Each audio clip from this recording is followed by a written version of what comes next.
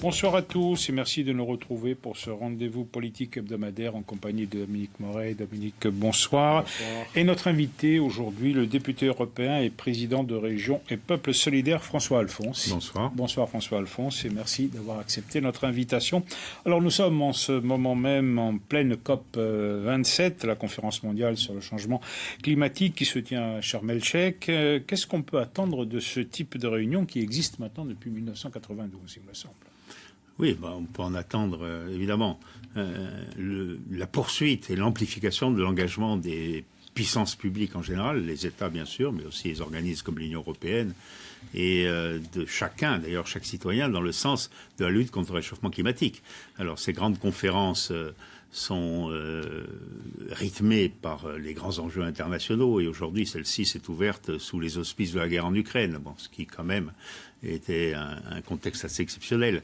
Mais il ne doit pas nous faire perdre de vue que l'essentiel, c'est de maintenir la planète dans un état vivable pour la population humaine, mais aussi pour toutes les espèces. Mais un rapport de l'ONU sur l'évolution climatique montre qu'en 1992, date de la première COP, il y avait une émission de 38 milliards de tonnes d'émissions de CO2. Aujourd'hui, on dépasse les 55. Alors, à quoi elles servent ces réunions? Disons, c'est des réunions qui ont quand même permis de limiter la casse, je dirais. C'est-à-dire que les 55 milliards d'aujourd'hui, ne serait-ce que par la croissance démographique depuis 30 ans, aurait pu être encore davantage. Donc il y a un début. C'est une piètre consolation quand même. Oui, mais c'est quand même le début. Il faut commencer par là, il faut stabiliser, il faut ensuite commencer à décroître. Il y a des espaces où ça commence à décroître. Par exemple, l'Europe émet moins de CO2 qu'elle n'en émettait en 1992, et c'est un très gros émetteur. Maintenant, les États-Unis s'y sont mis plus tard. La Chine met en avant son retard dans le développement industriel pour avoir une courbe, je dirais, plus projetée dans un avenir. Mais il y a quand même un courant d'opinion mondial qui se crée autour de l'idée que la lutte contre le réchauffement climatique est une lutte vitale pour toute l'humanité. Et tous les dirigeants, me semble-t-il, sont obligés de s'y soumettre, qu'ils soient... on a vu l'exemple du Brésil récemment, qui était un très grand enjeu à la fois par les émissions en gaz carbonique et à la fois par l'avenir de la forêt amazonienne, qui est le principal puits de carbone de la planète. Voilà, il y a eu un changement politique où ce débat a eu une influence. Mais alors, s'y soumettre, ça veut dire concrètement agir. L'objectif initial, c'était de contenir, on va dire, l'augmentation des températures à 1,5 degré par rapport à l'ère pré-industrielle. On n'atteindra pas cet objectif. Les scientifiques sont plutôt d'accord là-dessus. Les gouvernants et les régions ont délibéré dans ce sens. En Corse, on parle d'une autonomie énergétique en 2050 qui correspond en gros à la neutralité carbone en 2050 pour le reste du monde. En Corse, on n'y parviendra pas non plus. Voilà, ces grandes intentions, est-ce qu'elles sont traduites souvent, y compris localement, dans des actes, quoi? Donc l'objectif, rappelons-le, c'était 2 degrés. Et si possible 1,5. Donc déjà, les engagements de Paris n'étaient pas aussi ambitieux que ce que vous dites. Cependant, il apparaît que le rythme de développement des catastrophes climatiques va plus vite que ce que l'on pouvait penser, que les engagements qui ont été pris, s'ils sont tenus, conduiraient, d'après les dernières expertises du GIEC, à 2,4 degrés, et comme ils ne le seront probablement pas tenus, ce sera plutôt 2,8. Et là, on mesure aujourd'hui ce que l'on a vécu, la tempête en Corse, les incendies dans les Landes et ailleurs dans le monde, c'est avec un réchauffement de 1,1. Donc il y a eu 1,1 degré de plus par rapport à la moitié du XIXe siècle. Voilà, donc les gens mesurent que 1,5, c'est déjà beaucoup. D'accord, mais quoi qu'il en soit, pour arriver à la neutralité carbone, donc en fait pour limiter la casse, quel que soit le niveau de casse, il faut des décisions. Ici en Corse, la prise de décision participe de cette réflexion, puisqu'on dit une autonomie énergétique en 2050. Est-ce que c'est possible, tout au renouvelable en 2050, quand on voit comment, concrètement, ça n'a pas l'air de beaucoup avancer? Non, je conviens que la Corse ne va pas assez vite. Et aujourd'hui, le dossier de l'énergie est un peu en devenir. On ne le sent pas beaucoup progresser.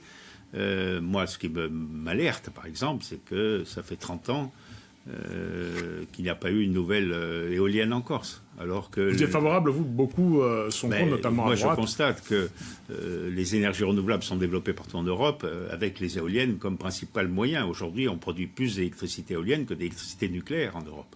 Donc voilà, c'est le moyen numéro un. Et si la Corse n'en met jamais une nulle part, évidemment, elle ne sera pas au rendez-vous des échéances climatiques. Comment vous expliquez que cette PPE, ce plan pluriannuel de l'énergie, ne voit pas le jour? Ça fait maintenant des années qu'on change régulièrement de braquet et il n'y a rien qui sort. On ne sait pas, par exemple, quand est-ce que cette centrale va ouvrir, quand est-ce, et à quel carburant elle va fonctionner? Mais parce que c'est un débat sûrement compliqué. Personnellement, je suis un peu à l'écart désormais des réalités quotidiennes de ce débat. Mais l'Assemblée a son mot à dire, elle le dira. L'Assemblée avait délibéré en faveur du gaz. On sait qu'aujourd'hui, la question du gaz, depuis la guerre en Ukraine, se pose dans des termes passablement différents, notamment vous, en termes de personnellement, coût. est-ce que vous y êtes pour aujourd'hui, vous êtes favorable? Parce que la position, on va dire, de Région des Peuples Solidaires a un petit peu évolué sur cette question.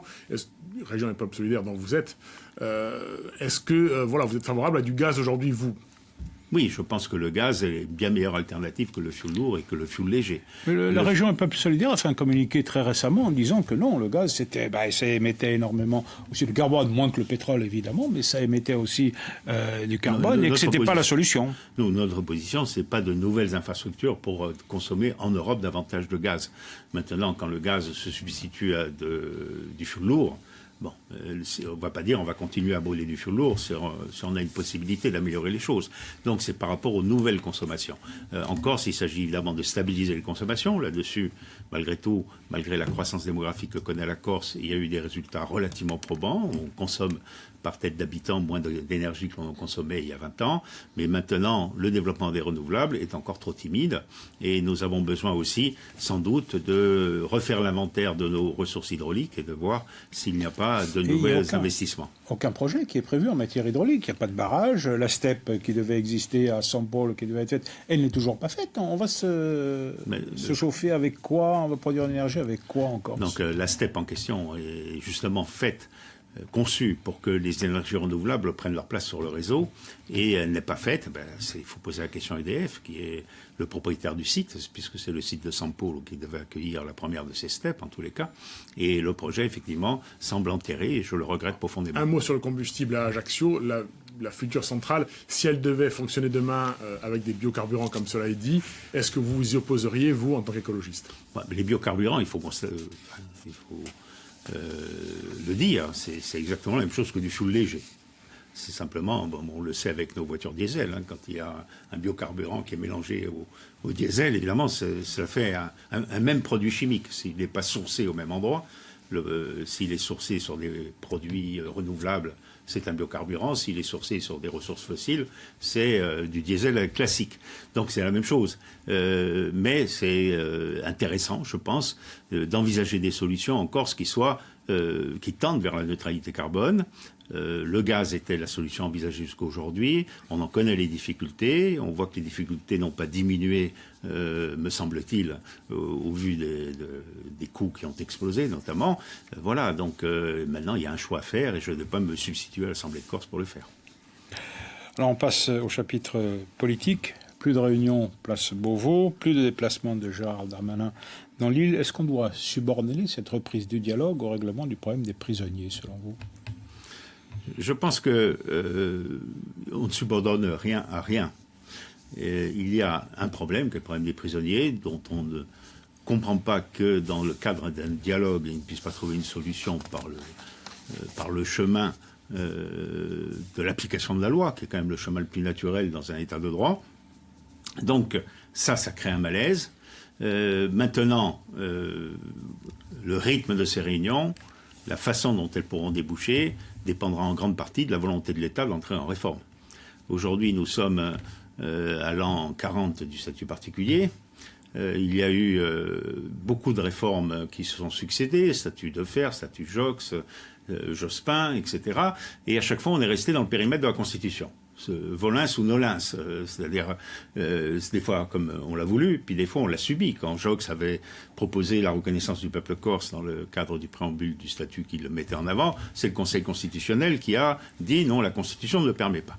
Donc ce qui est vraiment une ouverture me semble-t-il, dans le processus actuel, c'est l'affichage d'une volonté d'inscrire les évolutions institutionnelles de la Corse, qui doivent aller vers l'autonomie, vous savez bien sûr que j'en suis convaincu, mais aussi accompagnant une réforme de la Constitution, et donc ouvrant le champ des possibles.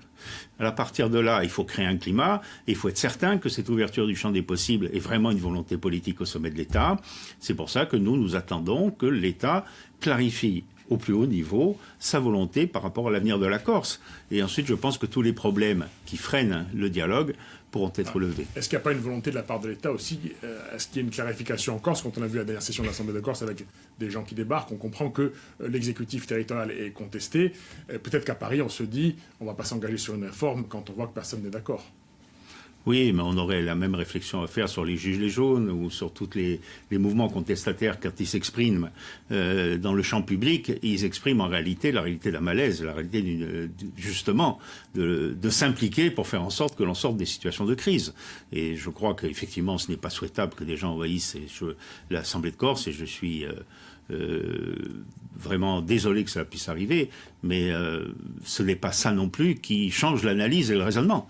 L'analyse et le raisonnement, c'est que la Corse est arrivée au bout d'un cycle qui a été inauguré par Gaston Defferre et dont le dernier épisode était celui de Lionel Jospin. Il faut arriver à donner une place nouvelle au sein de la République française pour des territoires comme celui de la Corse qui ont des spécificités, des particularités et qui ont des revendications aussi, et notamment celles d'être traités comme le sont les Baléares, comme le sont la Sardaigne, comme le sont l'ensemble des espaces insulaires dans l'ensemble européen. Alors le dialogue pour l'instant est interrompu, mais le fait qu'il y ait une absence de majorité à l'Assemblée nationale a incité quand même le gouvernement à faire un certain nombre de gestes à l'égard du groupe Lyot, dans lequel jouent un rôle les députés nationalistes. Est-ce que vous y voyez, vous, le signe d'une évolution politique, ou alors c'est simplement très conjoncturel parce que, justement, le gouvernement n'a pas de majorité? Vous savez, la politique, elle est faite de choix et d'occasions. Voilà. Et l'occasion de cette majorité relative du gouvernement permet aux députés que nous avons élus et réélus, puisque tous les trois ont été réélus brillamment à l'Assemblée, la possibilité de faire des jeux politiques et d'essayer de faire entendre leurs revendications. Surtout, ce que cela a, c'est que la revendication corse n'apparaît plus aussi isolée qu'elle ne l'était, je pense, il y a 5 ou 6 ans. Nous sommes vraiment présents dans un groupe et portés par ce groupe. Et ensuite, il y a, je pense, d'autres régions qui comprennent que la France doit évoluer aussi sur la question des pouvoirs régionaux. En Italie, il n'y a pas que la Sardaigne qui est autonome, mais aussi la Lombardie et la Vénétie. Voilà. Donc, on peut très bien concevoir un État qui donne à ces régions, qu'elles soient continentales ou qu'elles soient insulaires, un statut beaucoup plus accompli que ce qui est fait en France pour les régions françaises. Alors, l'autonomie, c'est le mot qui revient en boucle de façon récurrente, mais de plus on en parle et moins on en discerne les contenus. Alors, aujourd'hui, on ne voit pas le projet que peut présenter la majorité territoriale. Alors, l'autonomie, concrètement, qu'est-ce que ça veut dire, très rapidement? L'autonomie, elle existe. On sait où elle existe. Moi, je vais prendre un exemple. L'autonomie des Baléares, au mois de février dernier, a pris une loi qu'ils ont donc la liberté de prendre, qui a consisté à interdire la construction d'un nouvel hôtel ou de nouvelles capacités d'hébergement, donc y compris la conversion d'un appartement vers la location touristique, pendant 4 ans. Et décidant ensuite que chacune des 4 îles de l'archipel pourrait ensuite fixer des quotas. Bon. Par rapport à la situation de la Corse, c'est une loi qui est intéressante, il faudrait l'étudier, je ne sais pas s'il faut prendre exactement la même. Mais ce que je constate, c'est que ça, nous n'avons pas la liberté de la prendre. C'est cette liberté dont nous avons besoin. Et c'est ça l'autonomie. C'est la liberté de prendre des décisions qui correspondent par les îles de la Corse aux intérêts du peuple corse. Alors on l'a dit, vous êtes député européen, membre de l'ALE et affilié au groupe écologiste. Le Parlement européen a voté très largement en faveur de la reconnaissance de la spécificité des îles. Alors c'était en juin dernier. Où est-ce qu'on en est aujourd'hui de ce dossier? Ça risque quand même d'être long avant qu'il y ait une reconnaissance juridique définitive. Oui, alors, le fondement juridique, c'est l'article 174 du traité de l'Union européenne, qui amène des considérations par rapport aux territoires qui ont le plus de difficultés pour leur développement. C'est les territoires montagneux, c'est des territoires très très peu peuplés, comme il en existe dans le nord de l'Europe, et c'est les territoires insulaires. Là-dessus, il y a des politiques pour les territoires très éloignés, il y a des politiques pour les territoires montagneux, mais l'Europe n'a jamais voulu appliquer une politique pour les territoires insulaires. C'est ce que le Parlement européen a demandé, avec force, puisqu'il y a eu de l'ordre de 70 ou 80% des députés qui ont voté le rapport qui a été présenté en commission de développement régional où je siège et dont le président a été le rapporteur et que j'ai évidemment beaucoup appuyé dans cette démarche. Maintenant, la commission, elle, campe pour l'instant sur sa position initiale. Elle a fait une réponse qui est décevante. En gros, elle dit vous réclamez par rapport au désenclavement des îles, mais en gros, on admet déjà les tarifs résidents. En gros, tout est fait. Or, finalement, en réalité, rien n'est fait. Le Parlement européen compte toujours aussi peu. Ce sont toujours les États. Non, parce que le point de départ du Parlement européen les oblige quand même à répondre. Et ensuite, il y a une saisine du Conseil, parce que nous. La décision, vous le savez, c'est à la fin, ce n'est pas la Commission qui prend les décisions, la Commission a l'initiative des rapports, mais la décision, c'est une codécision entre le Conseil et le Parlement. Le Parlement s'est exprimé, le Conseil va s'exprimer, nous comptons bien sûr sur les États concernés. On ne compte pas sur l'Autriche pour s'occuper des îles. On comprend bien ça. Pour s'occuper des îles... Parce que la France joue le jeu, c'est un petit peu... Voilà, il est important que la France pèse de son poids. Il y a l'Italie, bien sûr, l'Espagne, bien évidemment, la Grèce, n'en parlons pas, mais... il y a une échéance que nous avons, qui est dans le cadre de notre mandature, que l'on a mis en objectif avec l'intergroupe des îles dont je suis le président, c'est la présidence espagnole du second semestre 2023. Donc nous nous organisons et nous faisons remonter tous nos débats et tout notre lobbying en faveur d'une décision forte lors de cette présidence espagnole où nous souhaitons que soit déclaré un pacte pour les îles. Et je crois que nous avons des chances raisonnables d'y parvenir. Un des enjeux, c'est la DSP, la délégation de service public. Est-ce qu'elle pourra être, on va dire, faite dans les conditions qui sont celles d'aujourd'hui? Est-ce qu'en gros, les États vont pouvoir continuer de subventionner des entreprises pour les îles, notamment les entreprises de transport? Est-ce qu'à ce niveau-là, ça a un petit peu bougé ou on est encore dans la vieille doctrine? Mais oui, c'est un des enjeux. C'est-à-dire qu'en faisant reconnaître les difficultés et les handicaps de l'insularité, il y en a d'autres. Il y a des études convergentes qui viennent des Baléares, de la Corse, de la Sicile et de la Sardaigne qui montrent que l'acte de produire en Corse, pour multiples et dans une île en général, est plus coûteux de l'ordre de 10% que le même acte qui se déroulerait à Florence ou à Marseille. Donc il y a des éléments qui sont sur la table et il y a effectivement une grande difficulté à les faire prendre en compte. Alors la continuité territoriale est un dispositif hanté, c'est-à-dire qu'il existait avant que l'Union européenne en 1992 prenne un certain nombre de dispositions qui tendent à homogénéiser les marchés européens. Il faut homogénéiser les marchés européens, mais il ne faut pas le faire en écrasant les territoires en difficulté. Donc il faut maintenir à la Corse les possibilités de se désenclaver comme toutes les îles. Alors, on revient un instant à la politique. Demain aura lieu ce fameux débat sur la mafia réclamé depuis longtemps par les associations et les collectifs. Comment est-ce que l'Assemblée doit aborder ce problème? Est-ce qu'elle doit faire des propositions, par exemple, en matière de modification de la législation pénale? Moi, je pense que toutes les propositions sont sur la table. En ce domaine, pour une proposition de cet ordre, la décision appartient à l'État. Là, on est en plein dans le domaine. Oui, mais la demande, est-ce que l'Assemblée doit aller aussi loin? Mais je pense que, disons, il y a deux choses. Je pense qu'il faut aller loin, très loin. Alors, est-ce que ce dispositif qui vaut en Italie et qui apporte des améliorations. Je pense qu'aujourd'hui, les observateurs sont unanimes pour dire que depuis une trentaine d'années, les phénomènes mafieux ont régressé dans l'ensemble de l'Italie, même s'ils existent toujours, ils sont toujours très puissants. Je pense que donc il faut y penser sérieusement. Moi, je suis effectivement favorable à ce que l'on prenne vraiment le taureau par les cornes et que l'on mette en place des véritables moyens, dans le respect, bien sûr, de la démocratie et des droits du citoyen. Est-ce que la présence de la mafia finalement en Corse n'est pas l'argument numéro 1 contre toute idée d'autonomie? C'est un argument paradoxal, car il n'y a pas d'autonomie et la mafia est là. Est-ce qu'elle ne peut pas s'accentuer avec l'autonomie? Non, est-ce que ça irait plus, est-ce que ça irait moins? Bon, il faut encore le démontrer. Il y a une autonomie en Sicile, il n'y en a pas pas du même ordre dans la région milanaise, et les principaux faits mafieux en Italie sont plutôt déplacés de ce côté-là. Donc je pense que de ce côté-là, les choses ne sont pas liées. Ce qui est nécessaire, effectivement, c'est l'autonomie. Pourquoi nous la voulons? Nous la voulons pour notre identité, pour notre peuple.